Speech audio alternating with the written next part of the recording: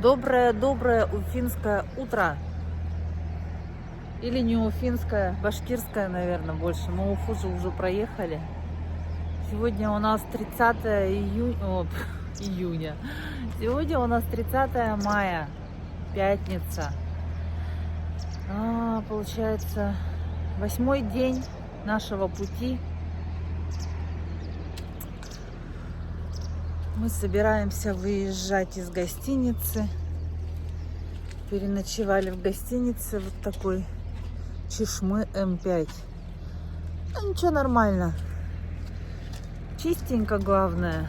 Все, конечно, такое уже подуставшее, мебель уставшая, сантехника вообще печалька. Но нормально.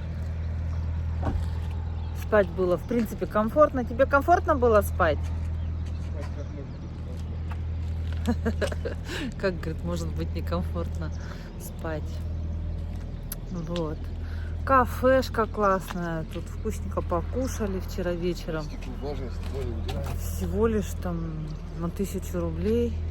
Ну, покушали прям вкусно, хорошо. Еще вот с собой даже пирожки взяли. Посмотрите, сколько тут дальнобойщиков приезжает ночевать. Тут стоянка, по всей видимости, платная.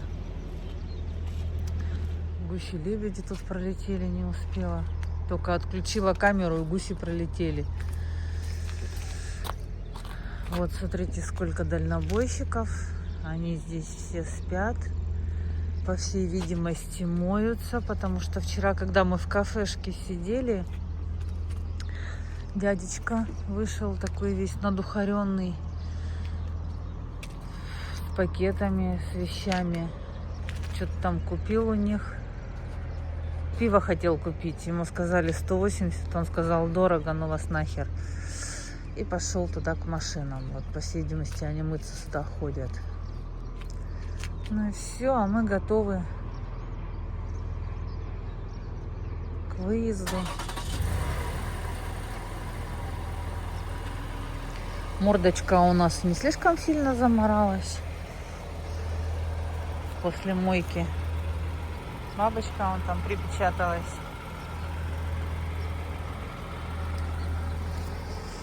Сегодня у нас путь лежит до Волгограда.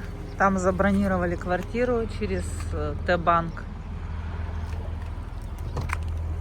Все, объявляется посадка.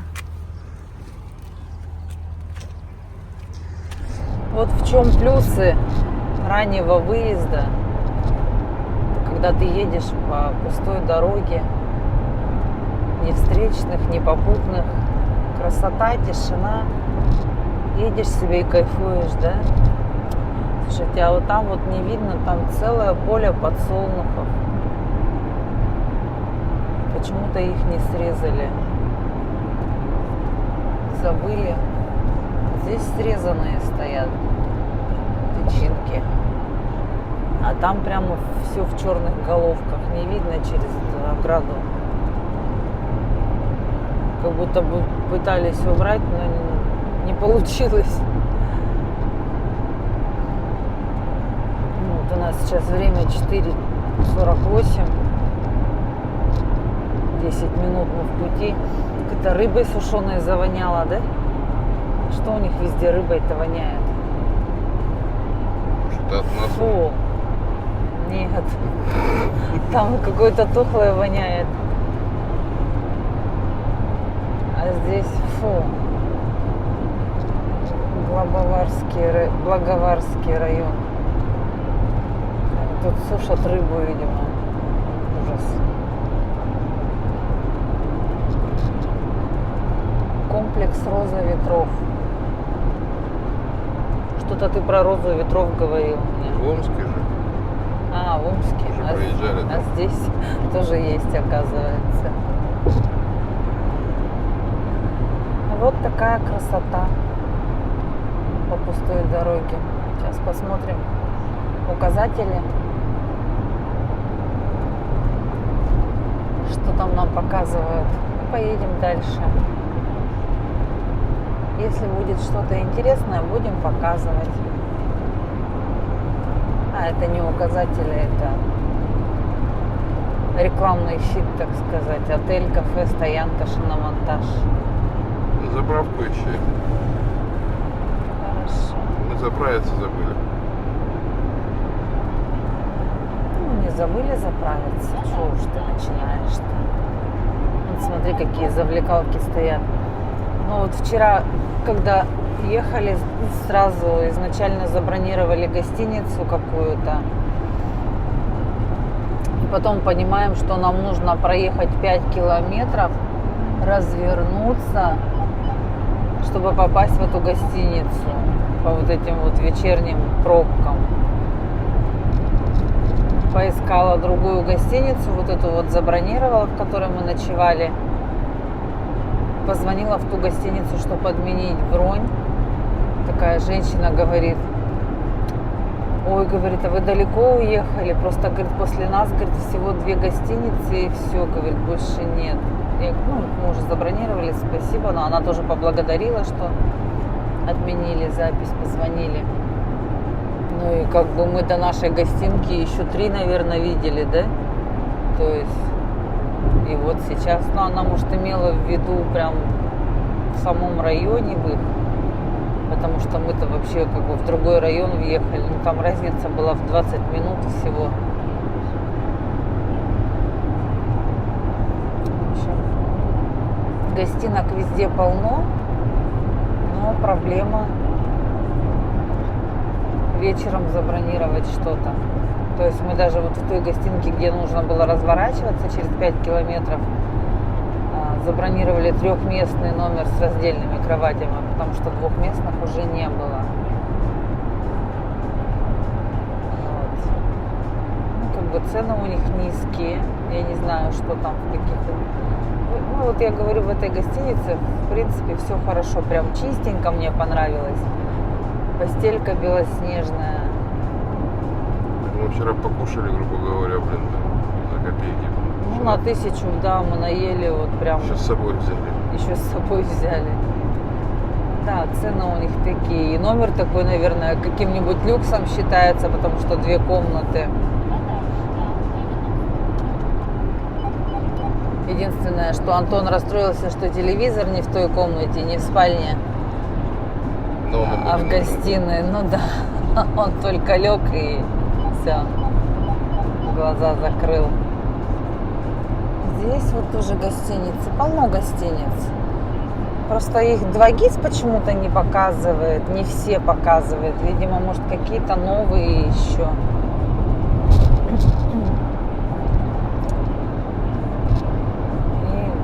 И если ехать вот так наобум и заходить в первую попавшуюся, ну, я думаю, что даже в 6 часов вечера уже мест не будет.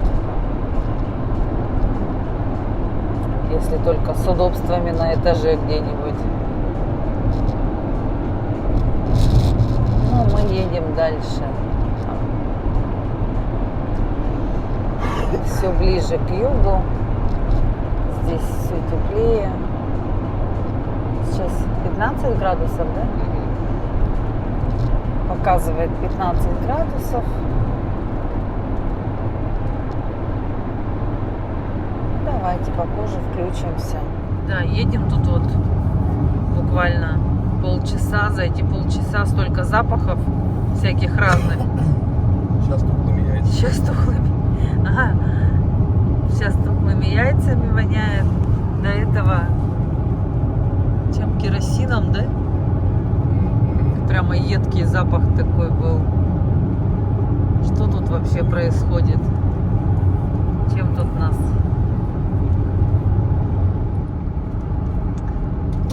На заправочку подъезжаем. Татнефть 95-й 55-85.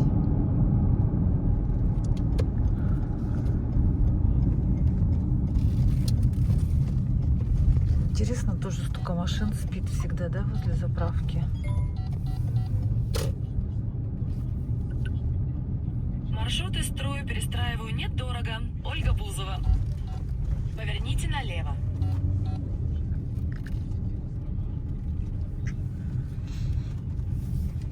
И подсолнухи нарисованы. Это типа Роснефть? Нет, это Татнефть. Слушайте, тут уже прямо летом пахнет, прямо запах лета. Вот интересно, ехали, воняло. Это, видимо, от машин от каких-то воняло. Ну, свежо, я вам скажу. 15 градусов. Ну, так прохладненько прямо. Влажность такая повышенная. Смотрим. Здравствуйте. На заправках Татнефть. Посмотрим. Кофеечки тоже. В общем, все то же самое. Ничего нового. Сейчас просто по ценам сориентирую. Ой, семечки надо купить. Цены такие же, как везде.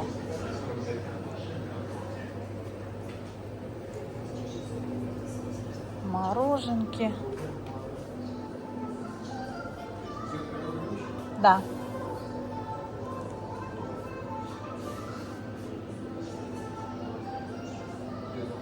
Ну вот. Мне не надо френч.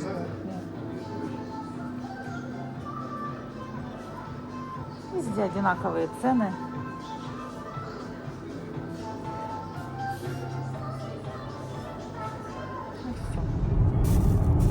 Нас выгнали с главной дороги, не пускают. Сказали, едьте по дублеру. Вот и едем.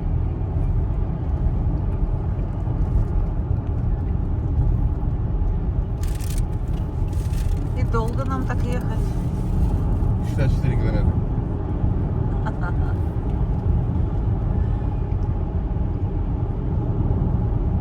Вот здесь так вот съезды к кафешкам, блин. Можно будет с голоду сдохнуть, так пролетать будешь. Ну да.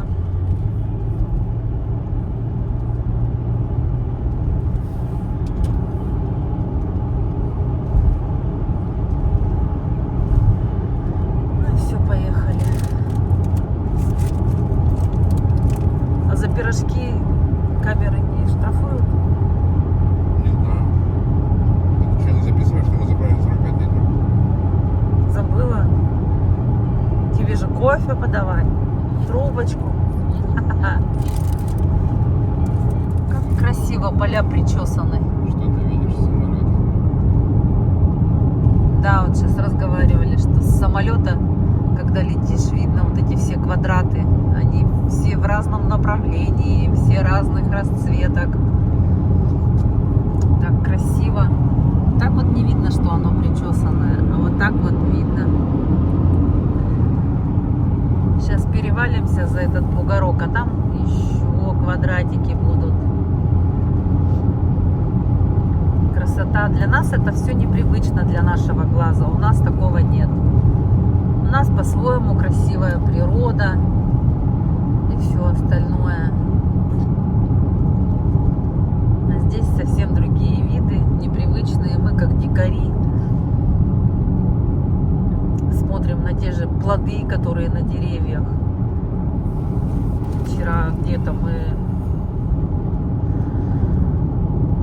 Так, а мы вчера откуда ехали-то? Из Омска? Из Кургана, ну, из Ишима. Ехали где-то утром в какой-то кафешке, остановились. Возле кафешек, интересно, деревьев нет. Одно единственное дерево стоит, остальные все искусственные. И вот это вот, которое единственное дерево, оно с какими-то маленькими плодами. Листья похожи на яблоню. Плоды еще как ягодки, пока маленькие. Но все равно так интересно. Их так много. Ну и я как юный ботаник опять пошла рассматривать, разнюхивать там все. Ой, поливалка какая. Видимо, тут жарко было у них. Что надо поливать. Что это интересно растет такое? Поливалка, это чтобы не болело. А, да? Ты у меня агроном, и я откуда знаю, что Просто бочка для поливалки слишком маленькая. опрыскиватель какой-то там, наверное, точно. А может, удобрение или что? О, все, мужик сломался. Какой? Задымил. Где? Да вот впереди, видишь. А он что, дымит? Да я не... А, точно.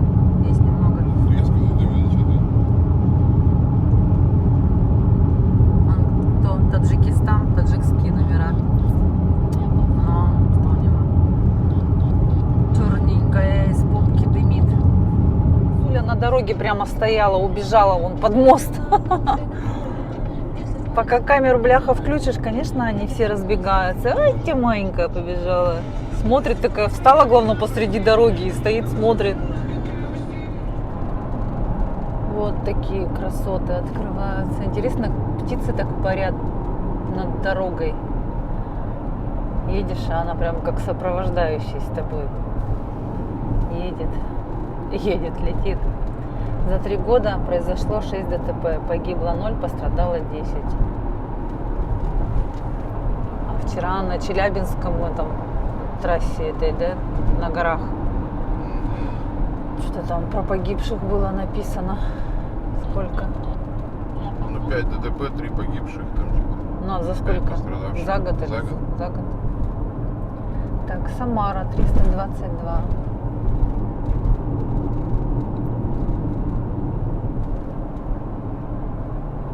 Камеры, блядь, на каждом шагу, на каждом Угу. столбе, блин. 99, 95, 59, 10. Башнефть.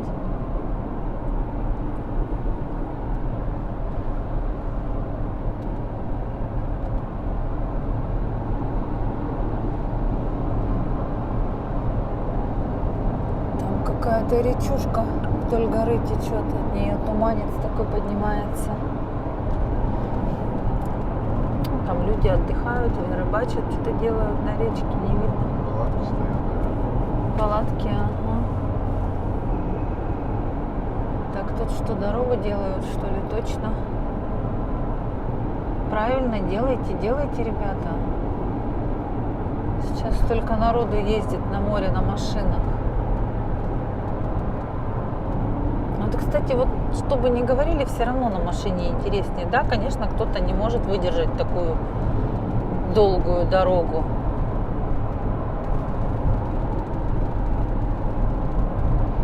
Всяко бывает. Кто-то не может на самолете. Даже по той причине, что кто-то боится. Кому-то нельзя. Сейчас очень-очень много людей стало ездить на машинах. Ну, вся география России, блин, встречается на номерах-то. Ну да. Я не говорю про дальнобойщиков.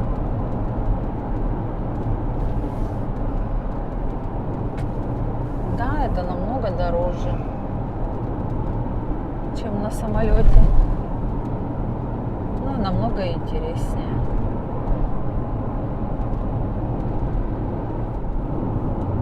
И вот мы въезжаем в республику Татарстан, Бавлинский район.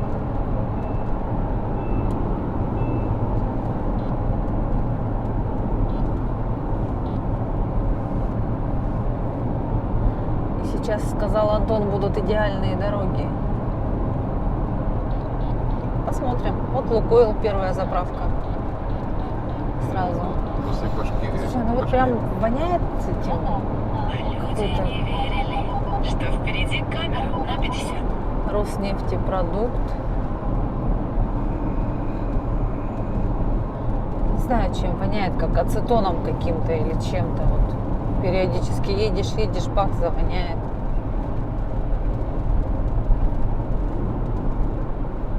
Вот они, ваши татарские идеальные дороги. Еще не въехали. Еще не въехали? На идеальные дороги. А.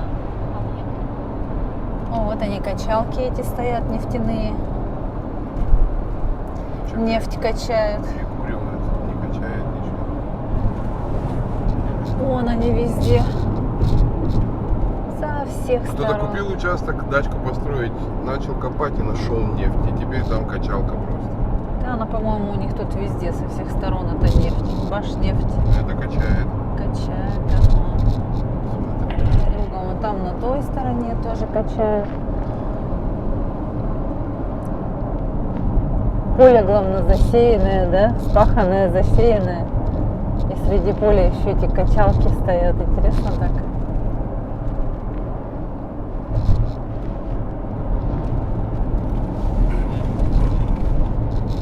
Это что за заправка? Не знаю. Какая-то незнакомая. РНП. Реестр недобросовестных поставщиков. 5440 95. Лекарства. О, лекарство, ну. Интересно. Добрый доктор Айболит. Вот опять лекарство. Это Что, мед. зачем им лекарство-то? Мед, лекарства. Мед. Лекарства. Лекарства. Взять какие-нибудь БАДы. Медовуха. Да. Ой, Впереди камера на 50. дяденьки гаишники прям посередь дороги выперлись. Тормозить, наверное, будут нас. Да, по-любому. Что они от нас отворачиваются? Все мы им не нравимся, что ли? Что за фигня? Вообще даже не посмотрели на нас. Нет, они издалека посмотрели. У что- них какие-то гаишники интересные везде. Вот сколько едем. Вчера очень много гаишников. Одни стоят, курят, бычки ногами тушат прямо посреди перекрестка. Так интересно. Если бы я их засняла, их бы, наверное, уволили бы, да? Ну, причем в коричневых туфлях и форме, блин.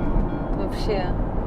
Другой стоит там Где- посреди где уставная перекрестка. форма одежды? В носу ковыряется. Третий в телефоне стоит посреди перекрестка. Ну, типа он работу работает. Блин, ну сейчас везде камеры, сейчас все их снимают, выкладывают везде.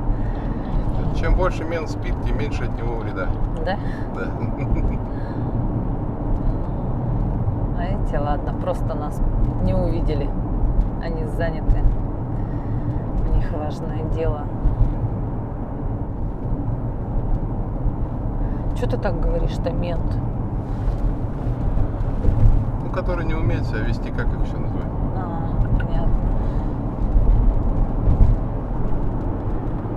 Просто так-то мы сами бывшие милиционеры.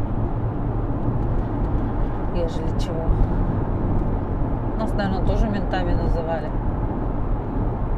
Стопудово. Ого, там сколько задвижек было за деревьями, прям на одной трубе. 92-й, 95-й. 95-й там какой. Турбо, как ты там говоришь. Нет, 95-й для взрослых, Для 95-й взрослых, для детей. 80-й, 76-й. Керосин, моросин. Все с одной бочки. Пустовители разные. Ну, Я же рассказывал, как мы по работе пришли в пивнуху, в разливное, пиво разливное. нет. Написано там светлое, там, ну, клинское, там, жигулевское, там, еще какое-то. Ну, видов 6. Краны эти, которые. Да, кран, 6 кранов, которые наливают Ага. бутылки. За стену заходим, они подходят к одной бочке.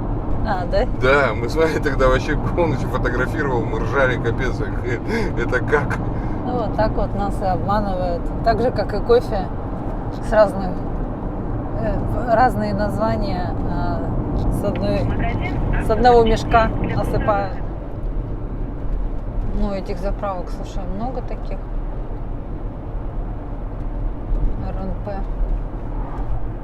Магазин у них тут есть. Кафешка.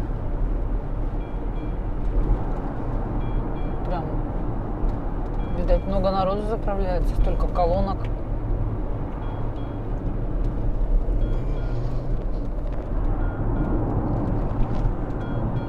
Что интересно, так там прямо дома стоят возле этих качалок. Представляешь, дома на нефти стоят. Интересно, какая там глубина насоса этого. Ничего себе! Сейчас почитала, оказывается, нефть качают на глубине от 1 до 3 километров, а иногда даже до 5, до 6 километров бывают. Это ж как? Туда надо было залезть-то, туда, в эту землю-то, на такую глубину. Короче говоря, мы пока тут болтали, оказывается, в Татарстане время перевелось на 2 часа назад. Все, у нас сейчас с Якутском разница 6 часов. Мы по московскому времени. Мы в московском часовом поясе.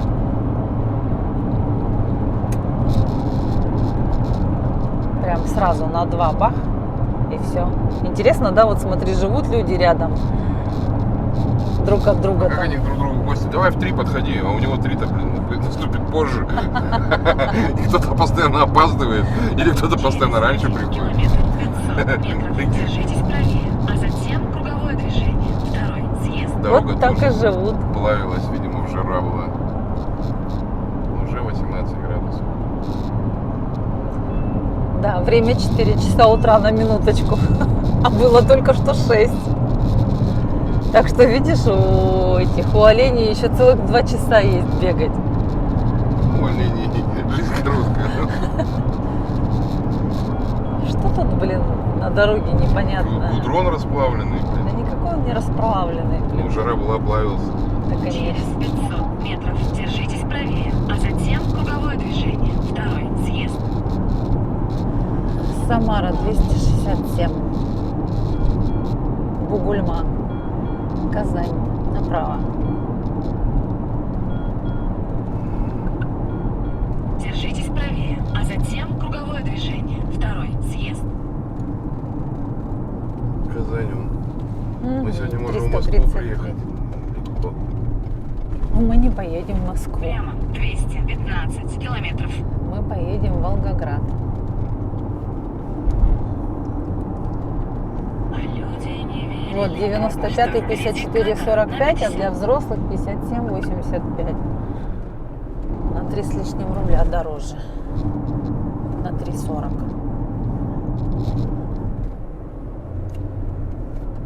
Ясно, мы едем все время, вот, допустим, сейчас область Оренбургская написано. Где-то пробка жесткая. Мы прибудем в Волгоград полдевятого. Все, поменялось время? 3 часа перескочило с половиной сразу. Да нет, это из-за времени, из-за перевода времени. Но мы же назад перевели. Должны были раньше приехать, не вперед. Где-то пробка. Может, она рассосется. Попробуем. Может.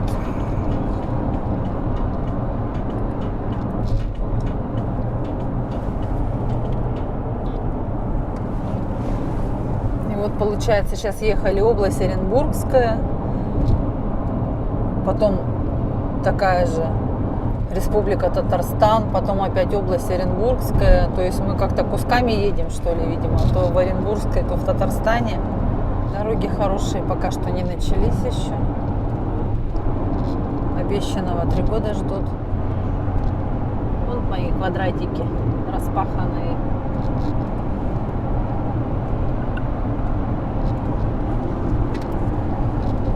Красота. Прям хочется смотреть и радоваться.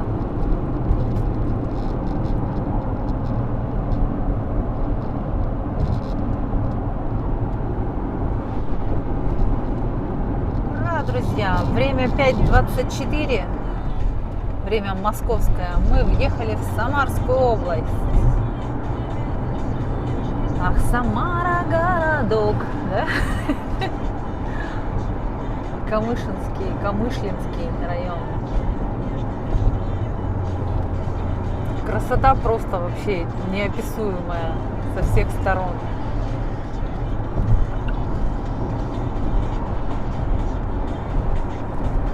Вот такая она красивая наша Россия. Каждый ее уголок по-своему красив и хорош. Просто едешь и глаз радуется. Слушайте, как интересно. В Самарскую область въехали, у нас время опять перевелось уже. Стало 7:26. Было 5:26. Опять вперед ушло время. Как будто мы где-то в Башкирии. О, сейчас как, блин, не переводится. Интересно, так, а в Волгограде московское время стопудово. Представляете, как интересненько. Едешь такой, у тебя время на 2 часа вперед, на 2 часа назад. То есть наоборот. Странненько очень. В Самаре же московское тоже время должно быть. Как оно так скакануло-то? Прошло 3 На минуты. навигаторе и на телефоне у Антона 6:28 теперь. Вот у меня сейчас только что прям на глазах 6:28 перескочило. Как интересно. Хрен поймешь, какое у вас время тут, ребята, и где мы едем. Тут стрелу забивать вообще бесполезно. Да. Никто вовремя не приедет. Вот эти вот деревни там живут. В одной деревне 5:28, в другой 6:28, в третьей 7:28. Пусть проходит, потом чисто. И так у нас в ближайшие, там, наверное, 10 минут максимум время менялось несколько раз. То на 2 часа туда, то на 2 часа обратно, то на час туда, потом на час обратно. Непонятно. Интересно, на горе написано, не видно.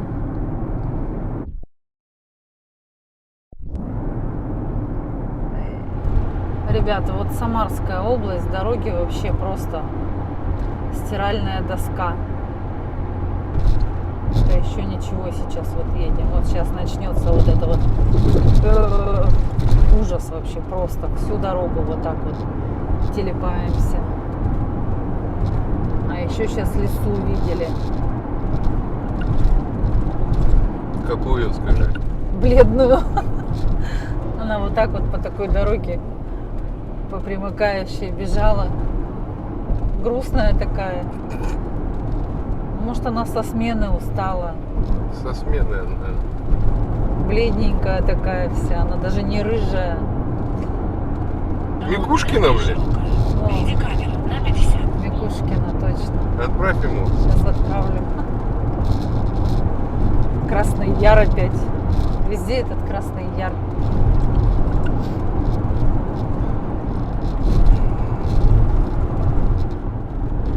Гаишники, смотри, он оттуда прямо ему машет: остановись. А этот что ему не махал? Почему тот махнул? Что, нас будут останавливать или отвернуться? Отвернулись, блин. Не хотят нас останавливать.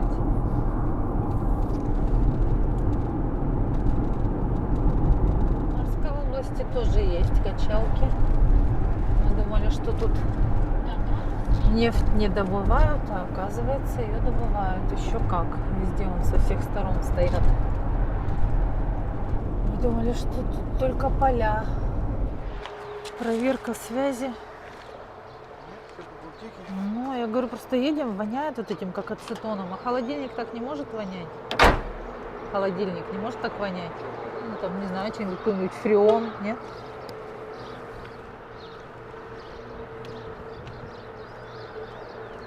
Это просто натянуло сюда к нам машину и воняет, поэтому...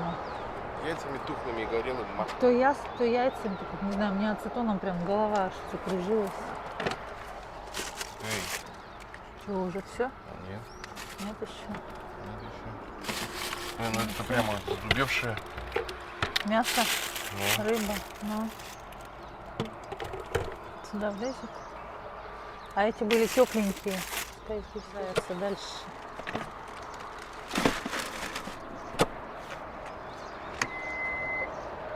Пошли.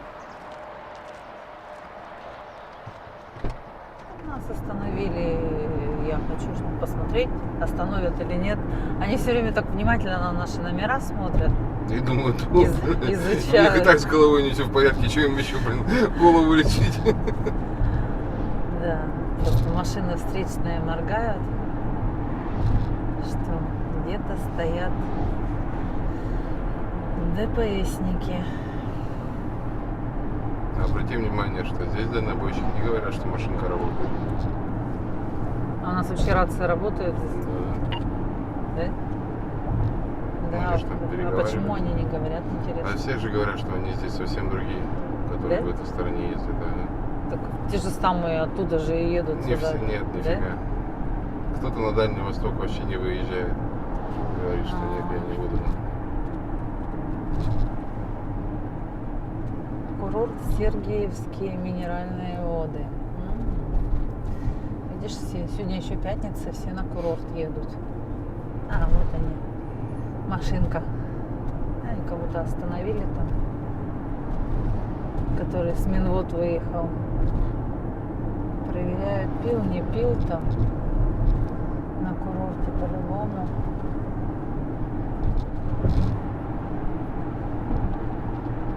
Какую-то кошку опять сбили и раздавили.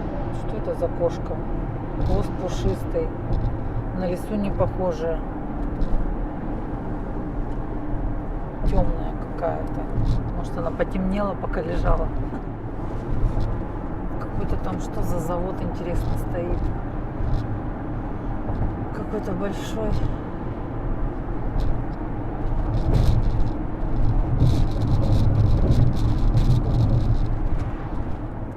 Сейчас посмотрим. В Сургуте что-то же добывают.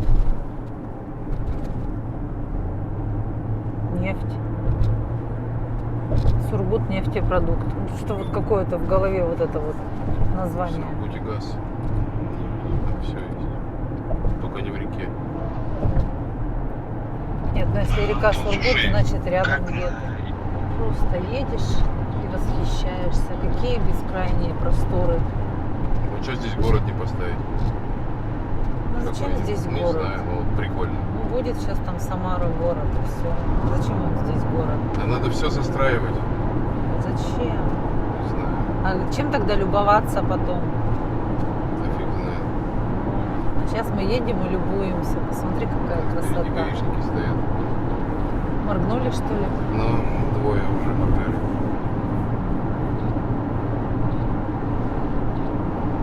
Что, в рацию опять тишина? Ну да, удивительно.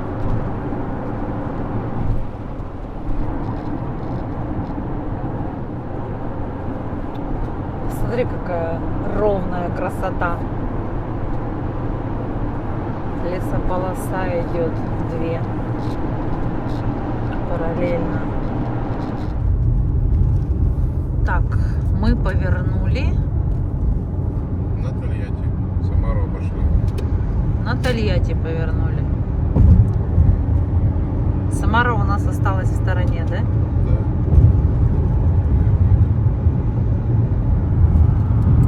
Здесь какие-то хлеба растут. Тоже бескрайние поля.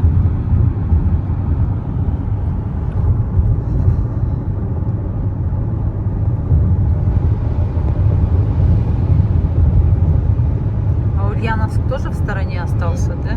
Там же, где Самара, Нет, Ульяновск раньше поворот. раньше поворот был. Вон там человек по полю идет, выхаживает. Это Успенская. Успенская? По полюшку приду к тебе? Пока просто я по полюшку.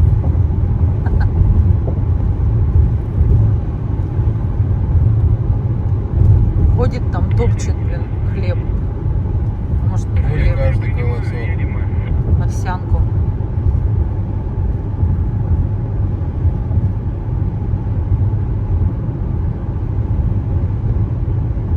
Это что, камеры стоят или что? Нет. Ну, сейчас проехали. Сейчас покажу тебе. Сейчас еще будет такая фигня стоять. Вот это трактор. Это трактор я вижу.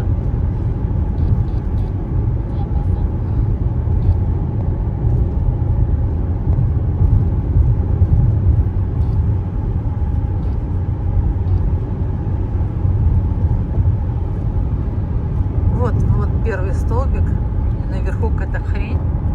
А тут камера, да. Ретранслятор. Нет, это не камера. Да? Ретранслятор, что он ретранслирует? Не знаю, какой-то сигнал. Вот, стандарт. Какой-то сигнал. Ясно. Москва. Так. Тольятти. Направо. Москва прямо.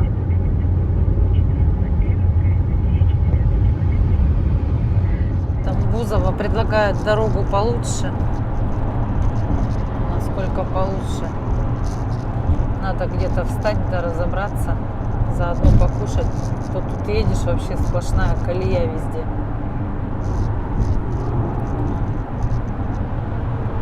Машину поставил в колею, и можно руль не держать. Но если выпрыгнуть хочешь, это тяжело.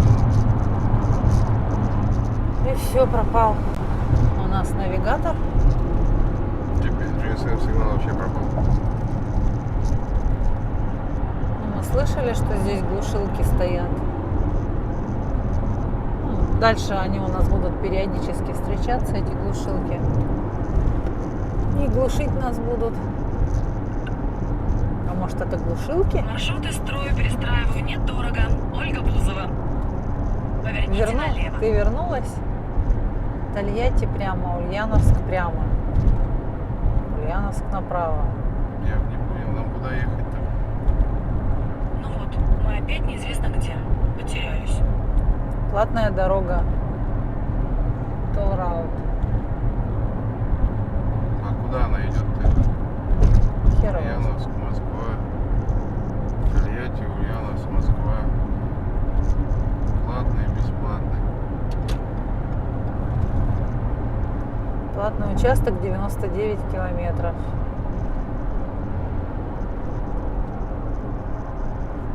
А бесплатный 100 с чем-то.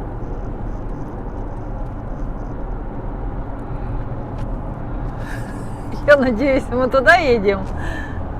Навигатора нет. Как бы и строила новые маршруты. Весь день. Через 700 метров поверните направо. Да. Куда едем? Маршруты строю, перестраиваю недорого. Ольга Бузова.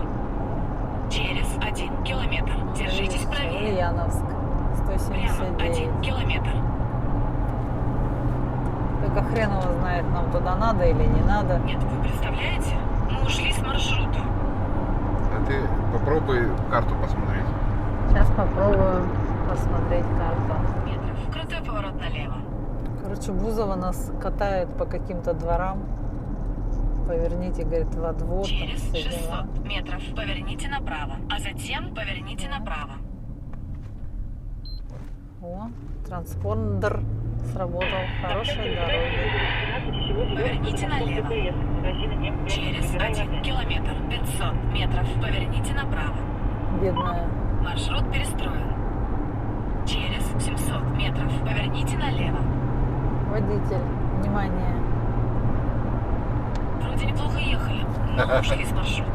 АЗС Тольятти, съезд через 36 километров, 110. Через 1 ограничение. километр АЗС? поверните направо. Ага. Но нам в любом случае через Тольятти ехать, поэтому... Да,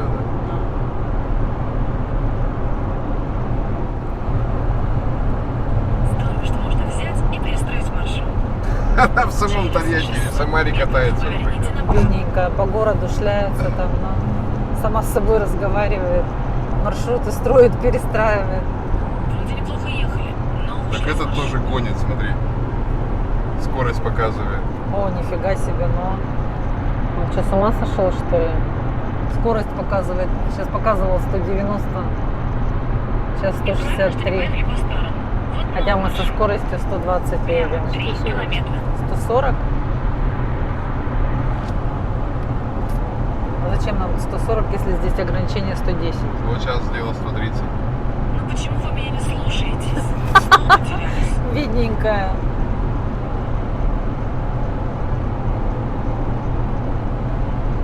Эх. Офигеть.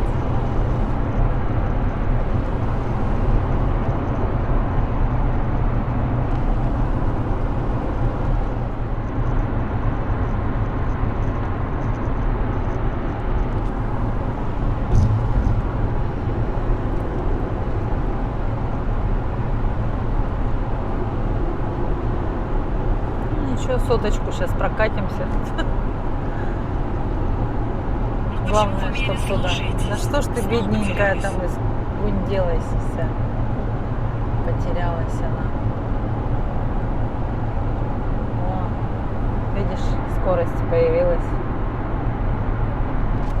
То 0, то, 200 почти. Так, Впереди у нас мост через реку. Сейчас посмотрим, какую реку. Красивая река. Она огромная, широченная. Волга. Ура! Мы едем через Волгу. Обалдеть! Какая она огромная! Не видно ничегошеньки с этими отбойниками. Повернуть Красиво. Просто вообще конца и края нет. Ой, точно, даже поется же в песне так. Конца и края нет. Я никогда в таком виде Волгу не видела. Купальник одевать, купаться будешь? Буду. Да ты же опять обманешь. Нет. Если ты меня привезешь к берегу воду, залезу и искупаюсь. Даже если она холодная будет. Комар-то откуда тут летает? Комар этот тут курганский с нами едет до сих пор. Рыбачат, что ли? Возле створ. Да, рыбачат. Вот шарики висят. Кто знает, зачем эти шарики нужны на проводах? Мы всегда думали, что это от перехлеста во время ветра, чтобы провода не перехлестывались. Но тут в каком-то видео в Ютубе я увидела, что якобы это для малой авиации, чтобы они видели, что там провода. Что они будут садиться на дорогу? Малая авиация. Ну, мало ли, санрейсы там какие.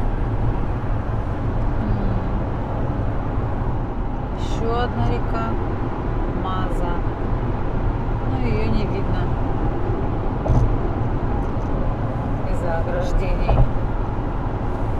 Куда-то ведет нас. Поверните налево.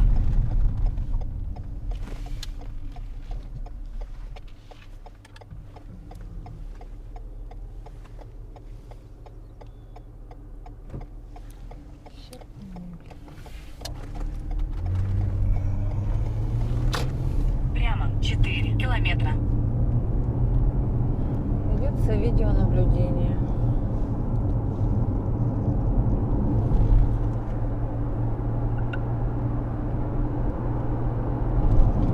Наблюдайте.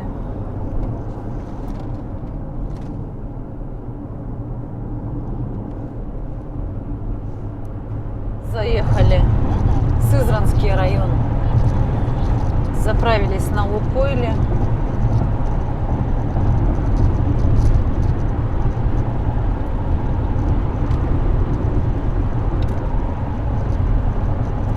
Антон там поговорил с тетенькой, заправщицей. Она сказала, что через 5 километров, да? Через 17, но уже 13. Что впереди камера на 90. Я говорю, что у вас такая плохая дорога, она с таким презрением, но вы же с платной съехали. Ну, капец. Почему с презрением? Нормальная тетка. Ну, нет, она сказала таким тоном, А, про платку? что вы же с платной съехали еще так это. Мне не заплатили. Что тут интересно сидит? Картошка или подсолнухи?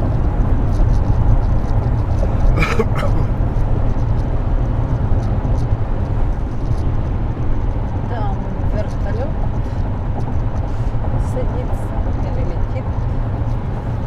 Далеко его отсюда не видно. Ой, там дроны. Это дроны, что ли? Нихера себе. Или что там, да? Их так много. Простите за мой французский. Че, дроны? Там дроны летают. Только что 5 видела, сейчас 3 вижу. Горка, там горка. Они все вперед куда-то летят. Может, это не дроны, может, это вертолеты маленькие.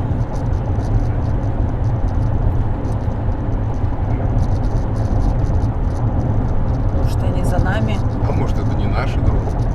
Блин.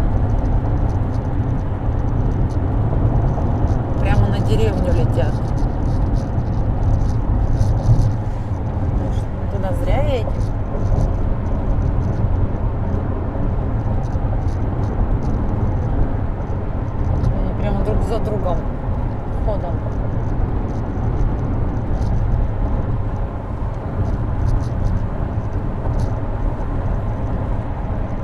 Но они похожи на вертолеты, но вертолеты они вообще-то побольше размером, и видно было, что это вертолеты. Это как будто маленькие вертолетики летят.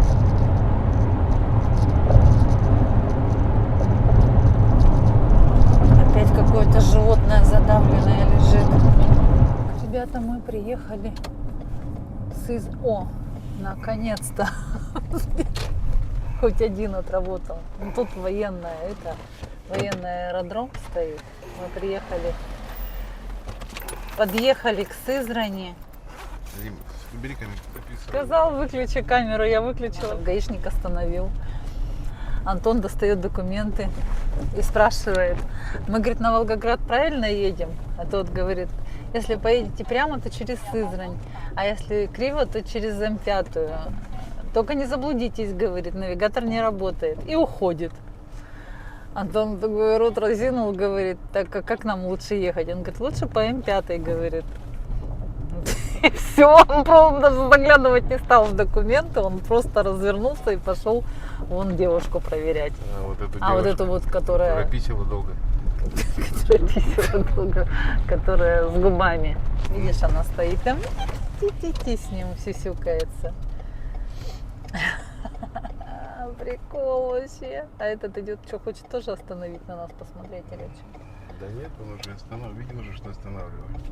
Давай, говорит, проезжай. Спасибо. Какие все здесь прямо. Японский городовой.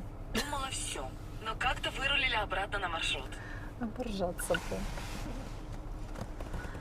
Короче, в Сызрань не поедем, поедем по М5.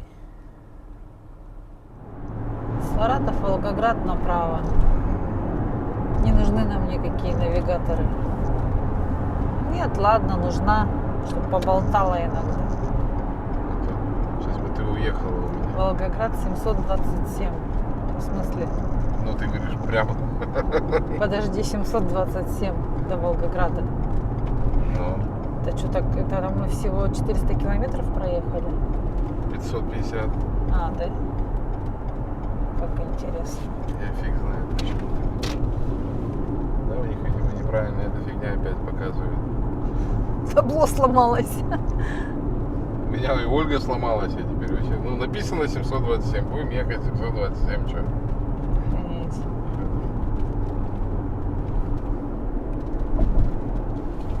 Волгоград 727. Как ни крути, все равно 727.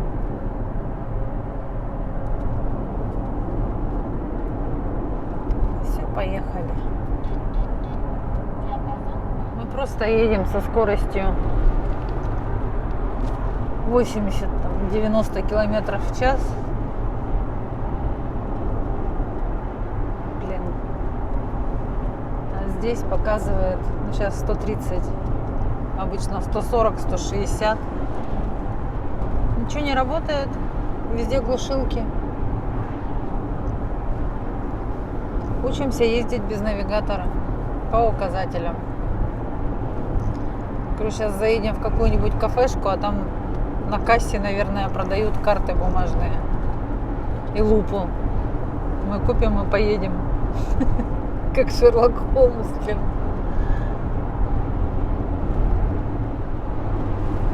Квадратики. Полевые. Красота. На 90. Проснулась, блин. Такая бы дорога всегда была.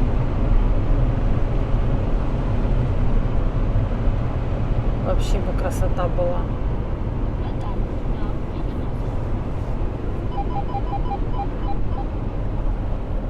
Проснулись наши гаджеты. Зачирикали. Стали показывать скорость, местонахождение, маршрут. Черт их знает, надолго ли. Ну, в принципе, трасса не забитая, да? Они еще все на работе, сегодня же пятница. В общем, после Сызрани заехали в какое-то кафе.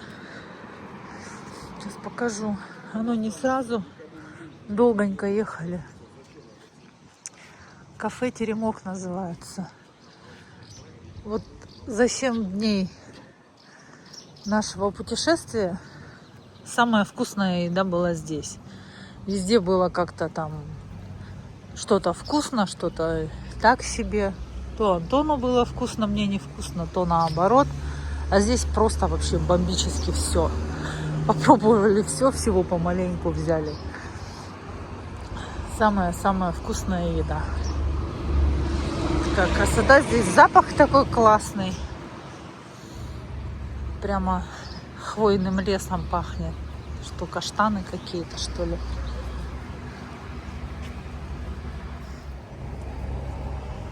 Что там показывают? Угу, кино нормальное, все чистенько, аккуратно.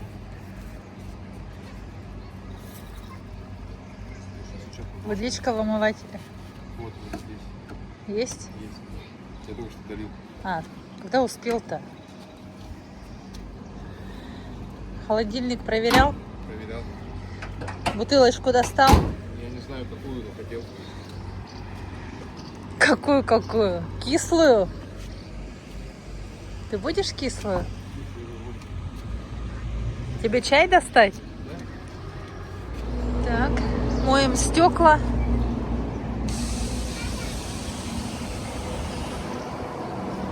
Тебе помочь?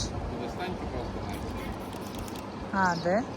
Короче, туалет чистый. Самый чистый туалет из всех тоже. Кафешка вкусная. Вот еще есть мини-маркет. Я увидела, что туда красивые пирожки носят из кафешки, в которой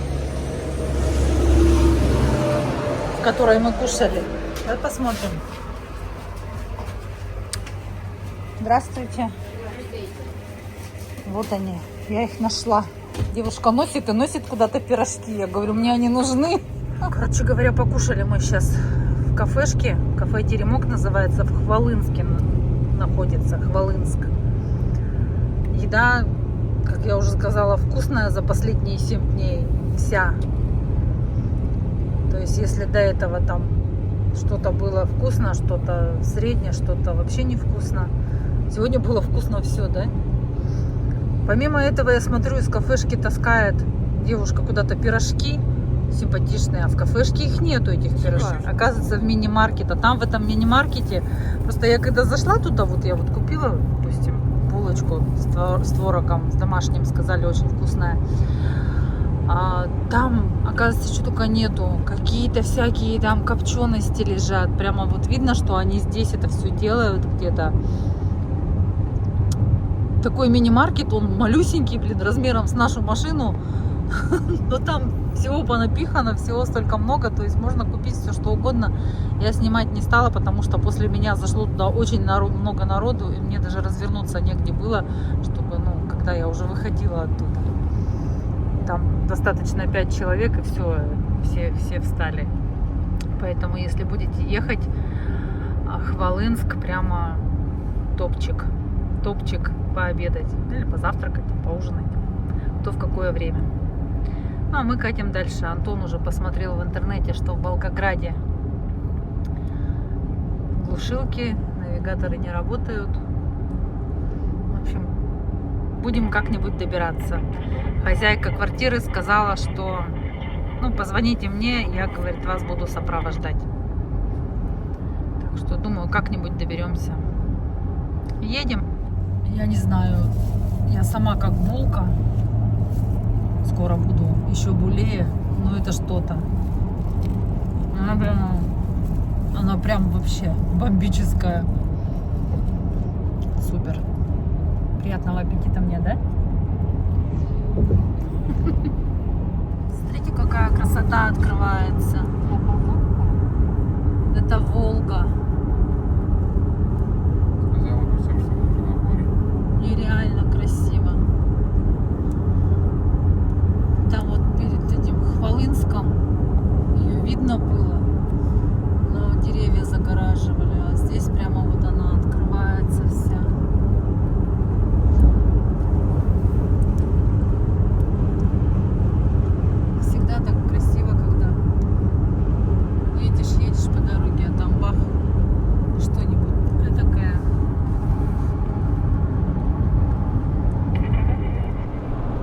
Время 13:30. Мы стороной проходим Саратов.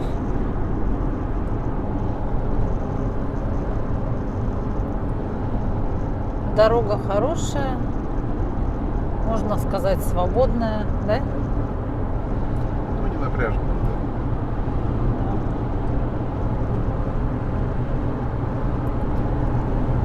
Время еще не перевелось обратно. Но мы очень ждем и переживаем. Где-то вот в ближайшие там километров 200 должно перевестись. Съели вкусный пирожок.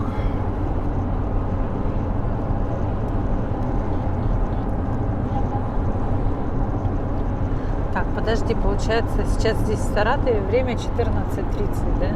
14:34. А в Москве 13:30. 13:34.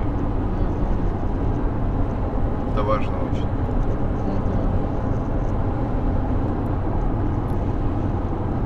А сейчас за границей Саратова выйдем, сразу переведется, мне кажется. Только увидишь Саратов перечеркнут. Все.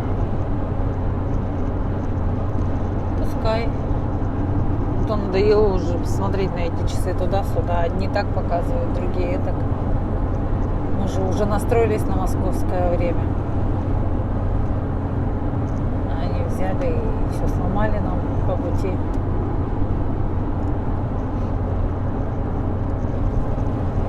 Ну вот как-то так. Едем. Картинка какая. Сделай мне фотку Там на рабочий стол. машины едут. На рабочий стол. Какую тебе фотку на рабочий Ну, стол? сфоткай. Что, вот это вот? Да. Каламбурчик? Хорошо же. Интересно так? Сделал фотографию? Часы перевелись, главное, у Антона. А у меня не перевелись. А ты сделал фотографию? Я спрашиваю в телефоне запрос. Я сейчас нахожусь. Мне пишет Саратовская область. Я спрашиваю, сколько у меня сейчас время? Мне пишет 16:07. Сколько время сейчас в Волгограде? 15:07. Что за фигня? Антон в Волгограде, а я в Саратовской области или что? В одной машине едем. Он говорит, подвинься ко мне поближе, говорит.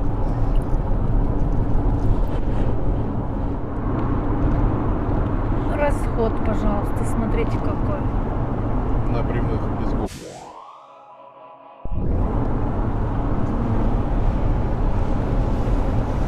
Без горок.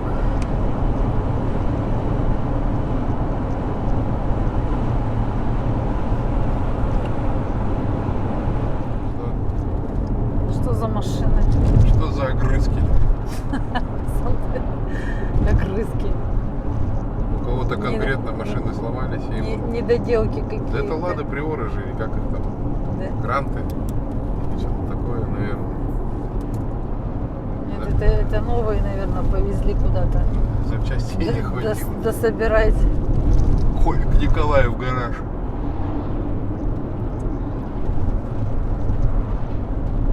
Не, после сборки надо обработать напильником, и получится мотоцикл Ява.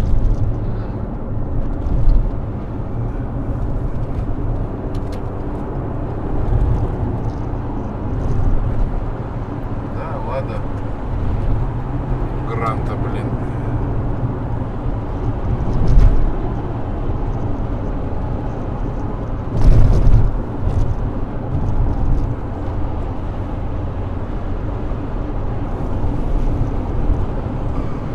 Город Камышин, да? Правильно? Авиабаза, отель, ресторан. Установка и обновление навигационных программ для грузовиков и не только. Задатчика музыки. Прага. Кстати, очень часто так встречается название кафе Прага в городах. Такие гостиницы прям большие стоят.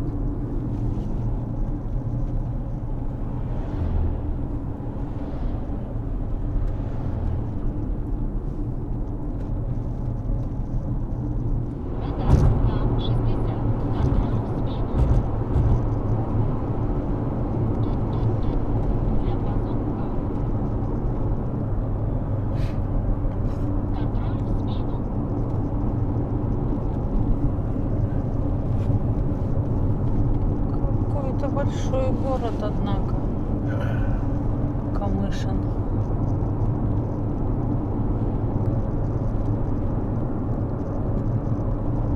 Ой, тут бензин подорожал. Еще как. Опять гостиница. Прям гостиница на каждом шагу. Все-таки, скорее всего, спрос есть на гостиницы, так как туризм автомобильный развивается. Много народу стало ездить на машинах на море. Еще бы на море бы все бы сделали для туристов, для отдыхающих.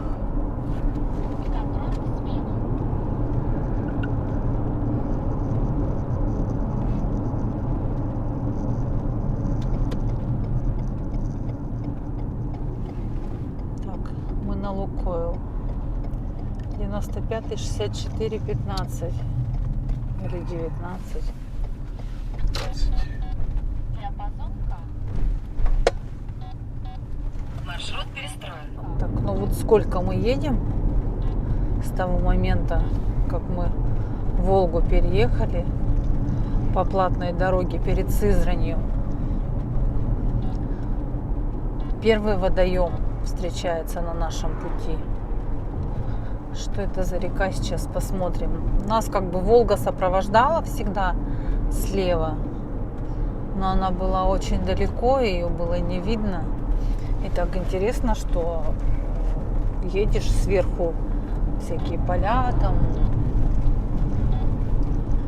горки какие-то или что это, как они называются, горами не назовешь, пригорки. И ни одного водоема. Мы просто вот ехали, смотрели. Обычно, ну, нам привычна картина, когда какие-то речки, речушки, ручьи, озера, болота, в конце концов.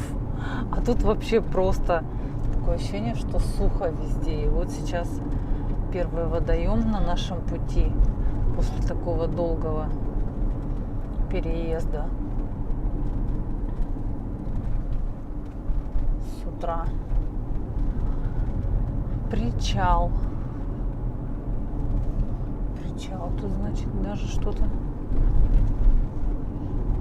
И вот столько времени сопровождает нас вот этот запах хвоей. Парковаться буду справа.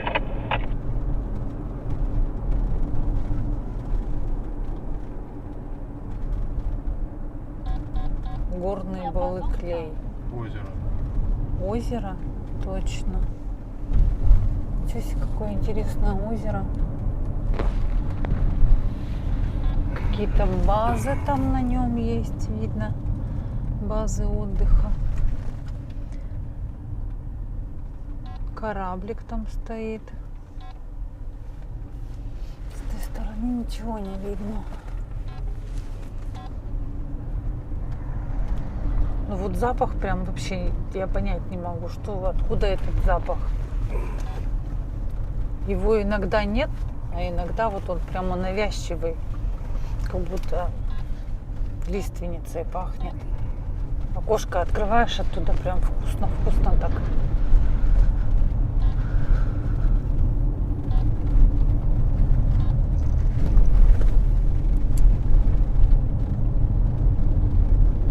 Кафе у речки. Что такое печальное кафе? Шашлык, свежая рыба, комнаты отдыха. Так, не хотела бы я в таком кафе у речки отдыхать. Ну и вот, в общем-то, вся вода. Интересно, тут получается, ну вот садят же, полей столько много. Откуда они воду берут? Поливные какие-то системы, видимо, стоят. Потому что когда такая жара-то жарит, вот сейчас вроде бы уже пасмурно, да, 5 часов вечера, 32 градуса. До этого мы на заправке выходили, просто вообще ветер аж обжигает горячий. показывала 34 градуса, но не знаю, насколько правда. Мне кажется, горячее. Вон там озерко, там палатки стоят. Отдыхают люди. Телепаемся в гору. Тяжеловатая дорога. Вроде бы она чаще всего, конечно, пустая. Но когда вот так вот полчаса такой езды выматывают. Да не, пунктая дорога. Антон говорит, узкая. Только показывает, что обгон разрешен, знаки стоят. Начинаешь обгонять, тут уже знаки стоят, что обгон запрещен. Не успеваешь. Короткие участки какие-то. Не знаю, как потом посмотрим карты, так сказать. Обратно, может быть, по другой дороге поедем. Я уже вот смотрю на карты по другой дороге. Потом решим, да, как обратно ехать. Как я и сказал, через Пензу. Через Пензу.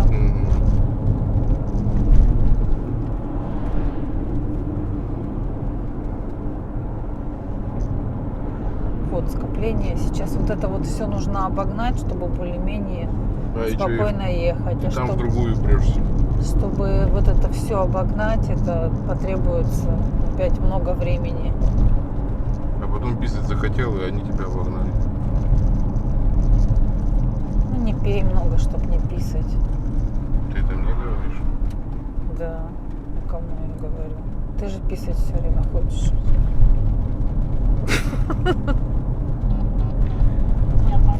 Так-то мы вообще-то останавливаемся только заправляться 2 раза в день и покушать 1 раз в день. Толстая. Кто тут толстый? По другой дороге поедем. Пусть на 700 километров длиннее. На сколько? Вроде как на 700, я еще не посмотрел. На 700 километров? Ничего себе. Ну мы по кладке пойдем с бешеной скоростью, блин, до Москвы, до Казани, вот на эту. 11,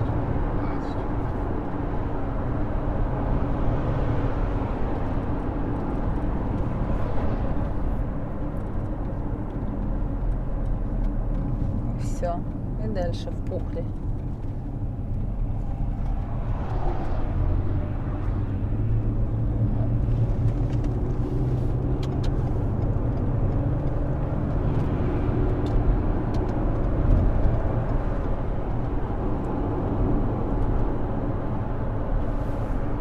Что такая река или озеро прям большое это?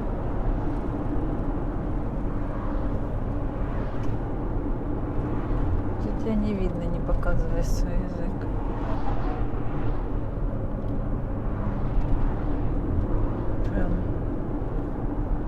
Прям как будто это Волга. Красиво так. Все. Не видно из-за деревьев.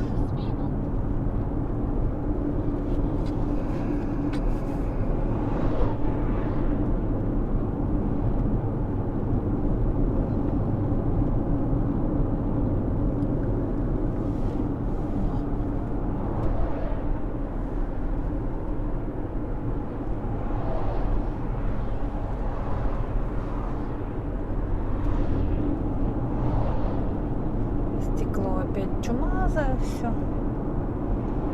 Но разбивались.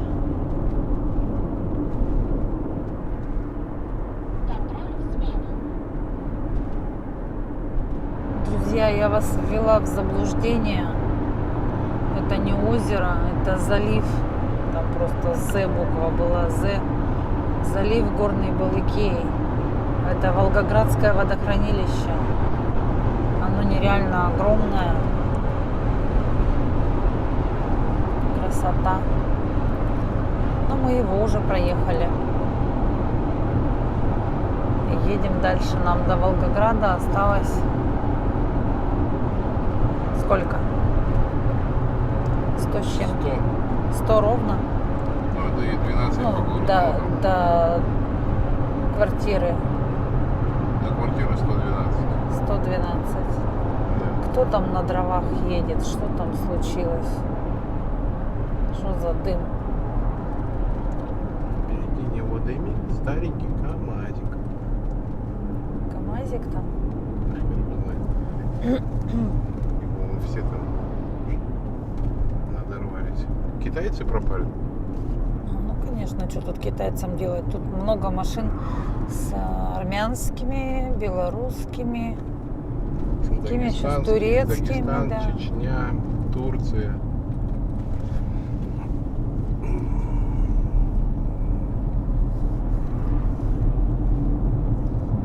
Все куда-то что-то везут.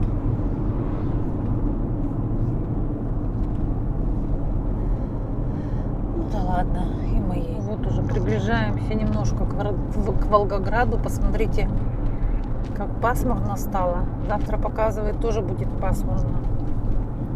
Но 30 градусов. Но 30 градусов. О, сгущенку продают.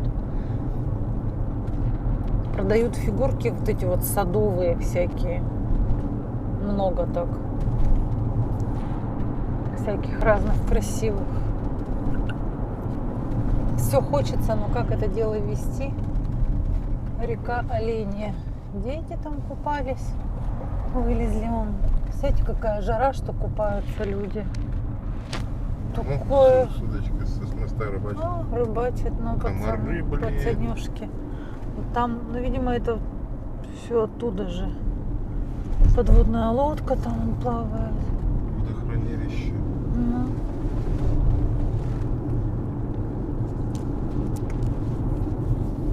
Ну, фигурки еще. Вот они, эти фигурки прям продают. Много так. Такие классные. Там вон волчара прикольный. Ты заходи. Ну, волчара у наших соседей есть. Нам зачем такой волчара? Там гуси есть такие большие, стоит такой, руки в боки. Вот как этого гуся вести, блин, башка отломается у него нафиг. Если только чемодан ему покупать. Пионы цветут вовсю. Красота. Ну тут ветер, прямо дует ветер. Сколько вот времени едем уже, несколько часов. Сногсшибательный такой ветерок.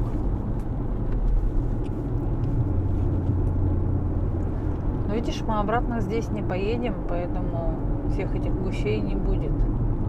Слава богу.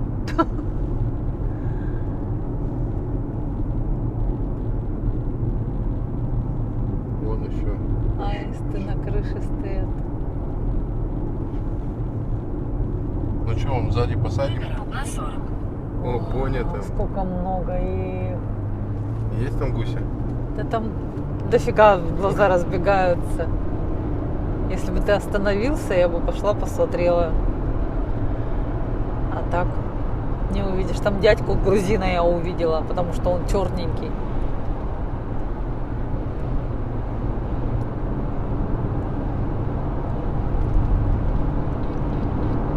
Давайте будем снимать.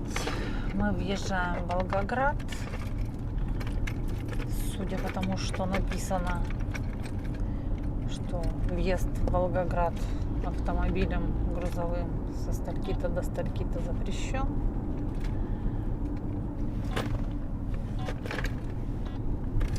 Тебе что-то помочь найти? Нет.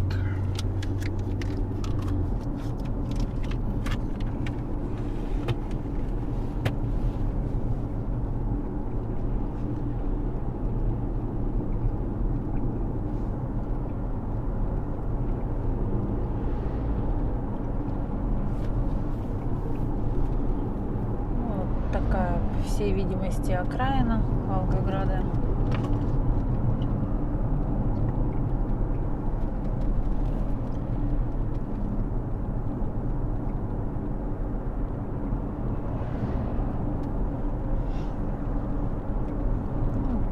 еще катить и катить. Еще целый час там ехать до дома. Река Дубовочка.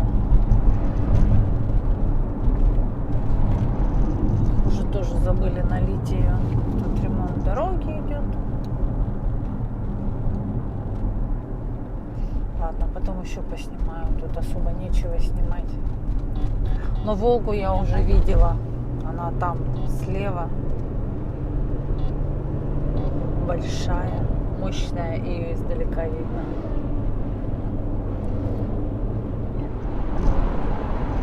Камушками выложили.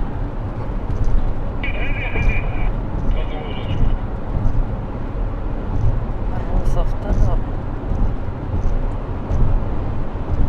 Эх, тут нам еще ехать, доехать. Река Ярзовка. Какая-то деревенька стоит на реке. Храм. Деревенька стоит там на реке и храм красивый, старый какой-то. С такими мощными куполами. Я таких не видела. Столько машин стоит на выезде, получается, из Волгограда. Это объезд Волгограда в связи с, видимо, не пускают же сейчас. Ага. И вот на выезде вот такая вот шляпа. Обалдеть.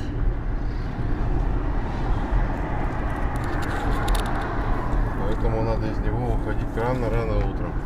Ну да, согласна. Это всюду надо рано утром уходить. Да, мы просто половина трассы прошли, блин, так сказать, по сухому. Ну да.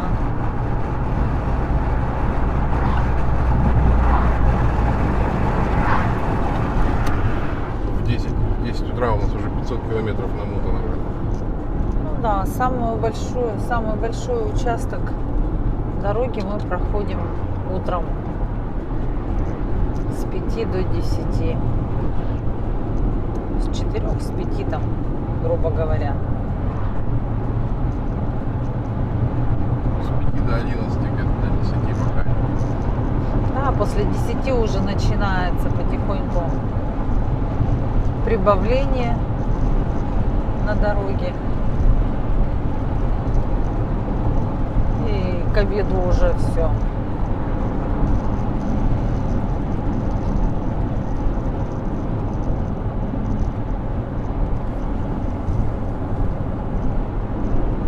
До Волгограда еще 16 километров показывает. Нам уже видно город. Видишь ее, да? Вижу родину мать, она выше всех домов возвышается. Обалдеть, представляете? Ее с любой точки города видно.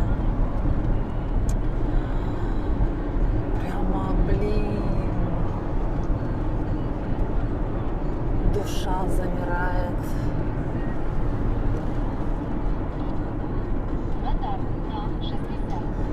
Здравствуй, Волгоград. Что-то там одна перечеркнута, вторая. Да.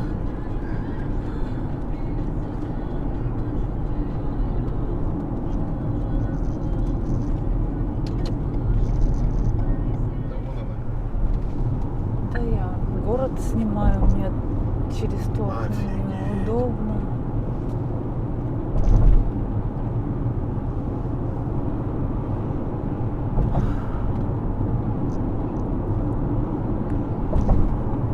Не видно ее будет отсюда.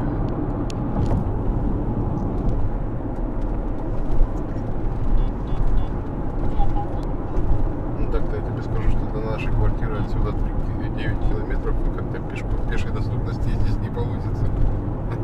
Отсюда? Ну, да, отсюда 9. Нет, блин, от центра километр 400 метров. Центра. По-моему, как-то странно туда выходим.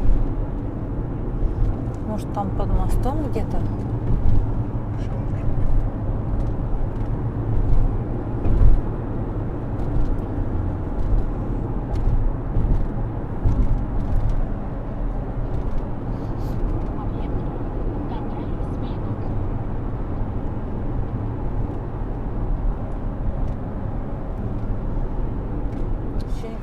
не в центр едем, черти куда.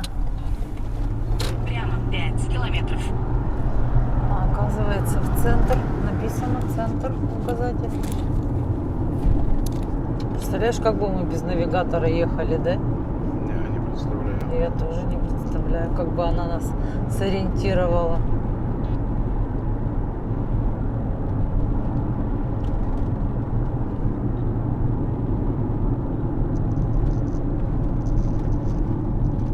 Астрахань, Ростов-на-Дону. Ну, тут вот на Ростов-на-Дону понятно, что можно уехать.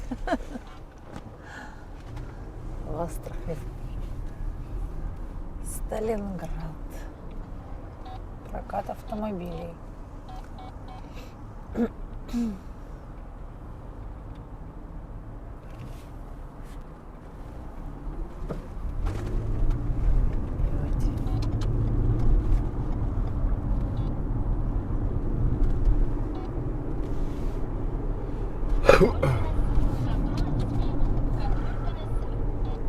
М? Это не я, это она. Контроль полосы тебе сказала.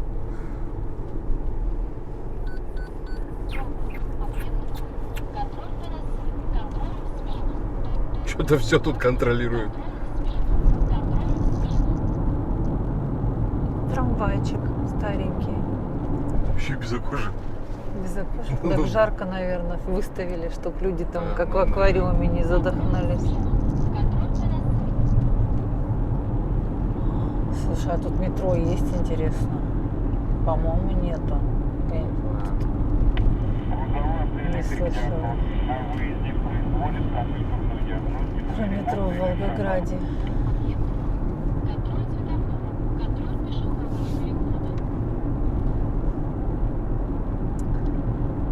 Пасмурно, конечно, и совсем вот, если бы было солнечно, по-другому бы город смотрелся, да? Ярко. Вот такое все серенькое в связи с тем, что пасмурно. Но 28 градусов до сих пор. Время почти 7 часов вечера.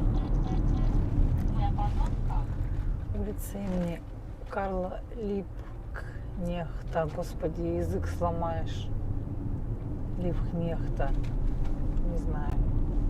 Ты где живешь? На Карла. На Карла. Так пьяных домой не доберешься. Да. Не выговоришь. Точно.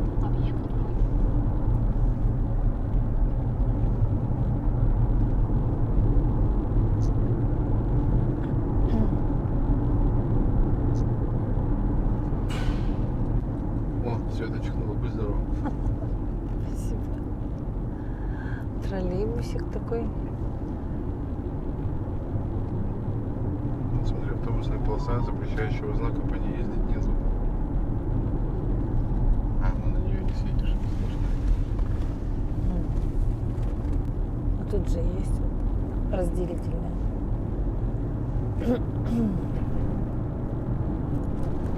Погнали в отпуск суточно.ру.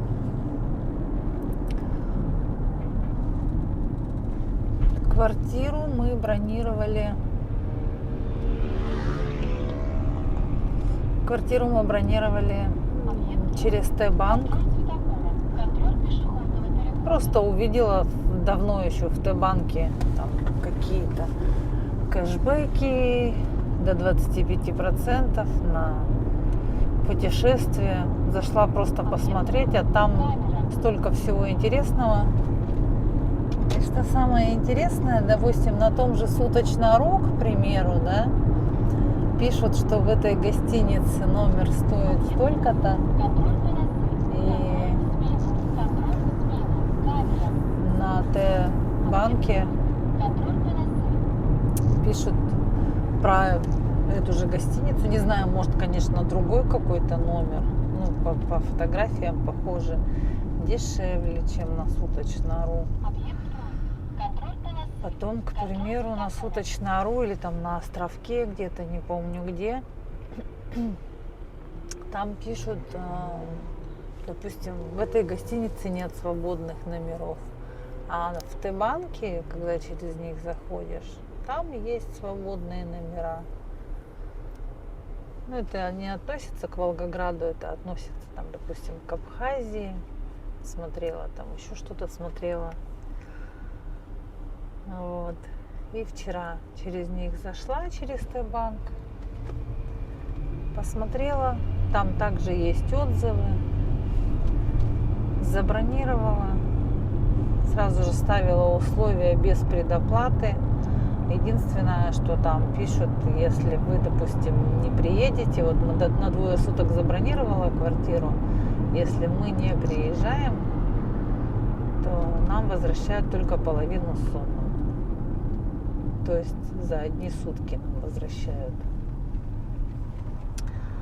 То есть не то, что даже возвращают. С меня до сих пор деньги там никто не снял, но если, допустим, мы приедем, через Т-банк снимут с меня деньги с карты.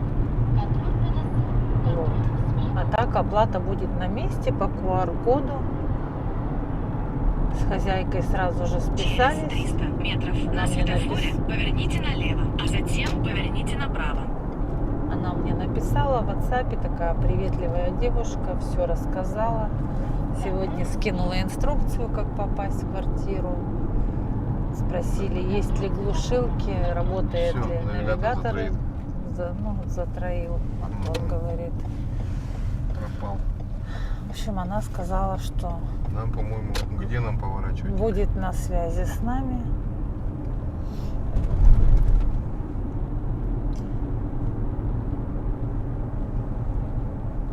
Вот не знаю, как тут вообще без навигатора можно было проехать. Вот смотри, тут видишь указатели улиц. Мамаев курган налево, Сталинградская битва прямо. Вот, видишь, музей панорама Поверните есть. налево, а затем поверните направо, во двор. О, Впереди камера на 60. врет. Мы 53 километра, мы еще катаемся где. Так, ладно, полезу, посмотрю свой навигатор. Нас ждали, видимо. Так, такая квартира. Кухня. Спальня. Ой, как симпатичненько. Шкаф.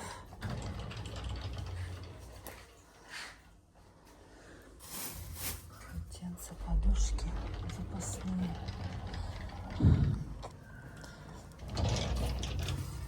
Есть утюг. Ждем, свет горит. А там что-то там есть. Так, диван, стол, балкон. На кухне у нас есть микроволновка, стиральная машина, плитка, бумажные полотенца, приборы, стиральный порошок, кастрюля, сковородка, мусорное ведро, раковина для мытья посуды, чайник. Тут есть даже кофе, чай, сахар, соль. Ну, по всей видимости, кто-то оставил. Так и осталось. Так, там пустой шкафчик. Морозильная камера есть. Ура! Холодильник. Чистенько, вкусненько пахнет, да? Уютненько. Мы в магазин пойдем сразу или нет?